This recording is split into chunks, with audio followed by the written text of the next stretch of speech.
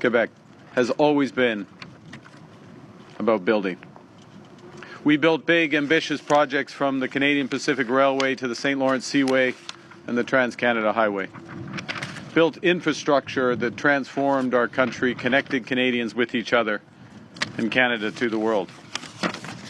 In many respects, the Port of Montreal started that very tradition, and it's now one of Canada's gateways to the world. Already there's more than 35 million tons of goods that move through the Port of Montreal every year, carried by 2,000 vessels, 4,000 trains, 1 million trucks. Canadian products leave this port and they're transported, comme Monsieur le Ministre vient de dire, to over 140 countries across the globe, generating nearly $100 billion for our economy every year. There's nearly 600,000 personnes qui se réveillent chaque jour because of this port.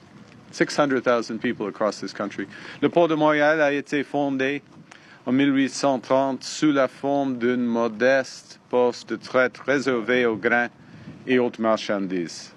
Il s'est ensuite développé au même rythme que le Canada.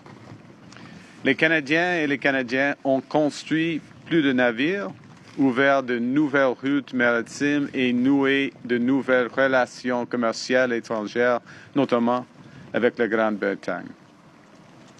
Lorsque la Confédération a été créée quelques décennies plus tard, plus de 500 navires transitaient par ce port chaque année. Et grâce à des investissements soutenus dans le réseau ferroviaire, l'élargissement des voies navigables et l'agrandissement des infrastructures, le port a contribué à faire de Montréal une plaque tournante du commerce mondial, reliant le Canada aux 6 continents. Le port n'a cessé de s'agrandir et de se transformer afin que les habitants du Québec et de tout le Canada puissent saisir les possibilités de l'avenir. Aujourd'hui, nous perpétuons cet héritage. And we do it in a rapidly changing world. War in the Middle East, Russia's illegal invasion of Ukraine, and the new trade regimes are all reshaping the global economy in real time. Some of these effects are immediate and profound, closing markets, disrupting supply chains, halting investments. And in the face of that, Canada is focused on what we can control, building a stronger, more independent, more resilient economy, an economy built on the solid foundations of Canadian industries and workers, and bolstered by international trade with a diverse set of reliable partners. Le nouveau gouvernement du Canada diversifie ses partenariats commerciaux. Nous entamons une nouvelle mission ambitieuse visant à doubler les exportations vers des pays autres que les États-Unis. Nous agissons rapidement et avons déjà obtenu des résultats. En moins d'1 an, nous avons conclu plus de 20 partenariats économiques et de sécurité sur 4 continents. Par exemple, nous avons établi un nouvel accord sans précédent avec la Chine qui aidera à débloquer plus de 7 milliards de dollars sur les marchés d'exportation pour les travailleurs et les entreprises canadiennes. De plus, nous sommes en train de négocier de nouveaux accords commerciaux avec l'Inde, avec les pays de l'ANAS, la Thaïlande, les Philippines et le Mercosur. Afin d'exploiter pleinement le potentiel de ces partenariats, le nouveau gouvernement du Canada agit avec rapidité et ambition pour construire de nouvelles mines et autoroutes ainsi que de nouveaux corridors commerciaux et énergétiques. Et ces grands projets d'infrastructure permettront de stimuler la production de minéraux critiques et d'énergie propre et de renforcer la capacité du Canada à acheminer ses marchandises vers un plus grand nombre de marchés, tant au pays qu'à l'étranger. Ils créeront également des dizaines de milliers de nouvelles carrières. Now, for too long, the construction of major infrastructure projects have been stalled by arduous and inefficient approval processes.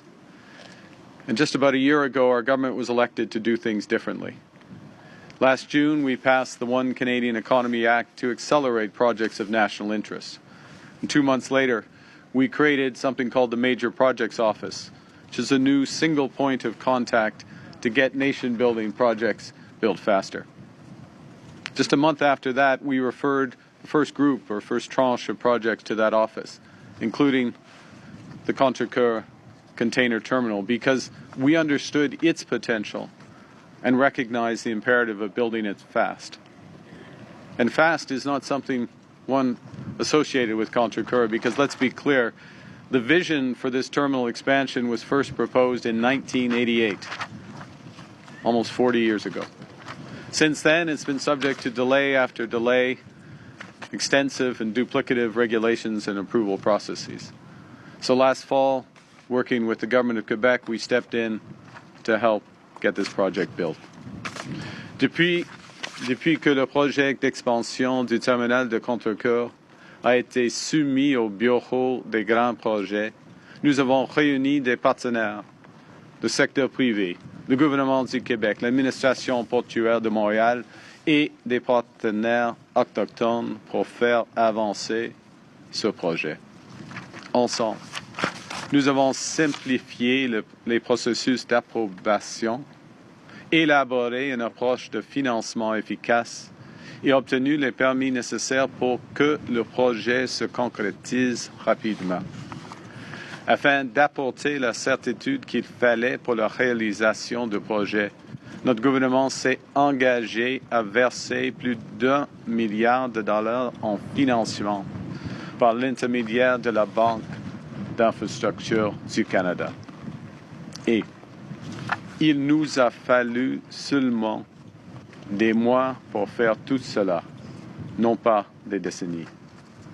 Alors je suis fier, avec mes collègues, d'annoncer, oui, enfin, je suis fier d'annoncer que nous lançons ce projet aujourd'hui, enfin.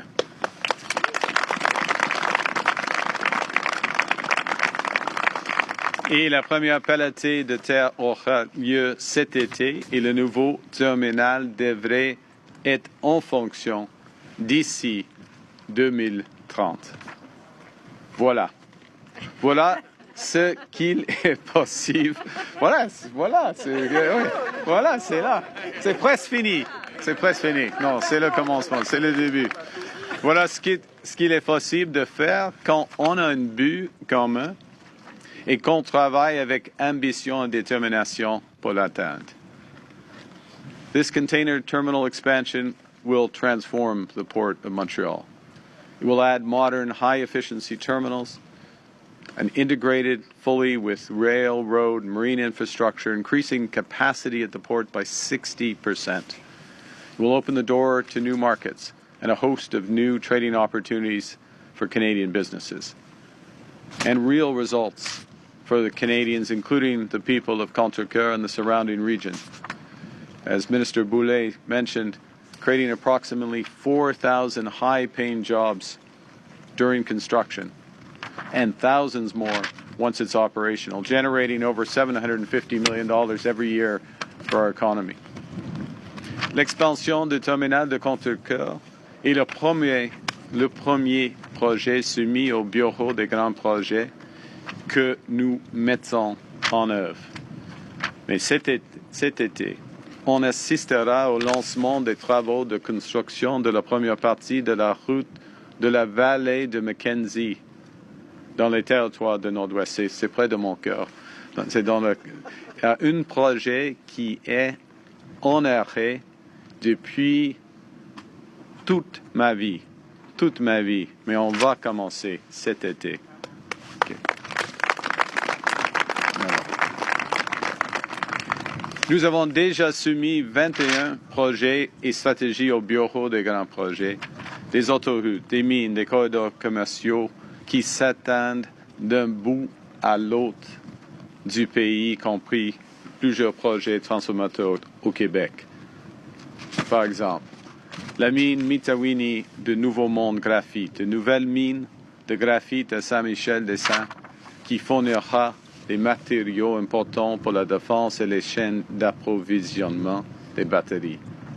Et le train à grande vitesse Alto, qui sera le premier train à grande vitesse au Canada, qui circulera sur 1000 km de Toronto à Trois-Rivières. À Trois-Rivières, c'est important pour M. Hulot. Alors, ces projets vont créer des dizaines de milliers de carrières accompagnées de bons salaires pour les Canadiens et Canadiennes, des Québécoises et Québécoises, établir des ponts entre nos entreprises et marchandises et de nouveaux marchés outre-mer. Et tout cela injectera des milliards de dollars dans notre économie chaque année. You know, for too long, when the federal government examined a new project, the immediate question was why? Pourquoi? Today, our new government starts by asking, come on, how?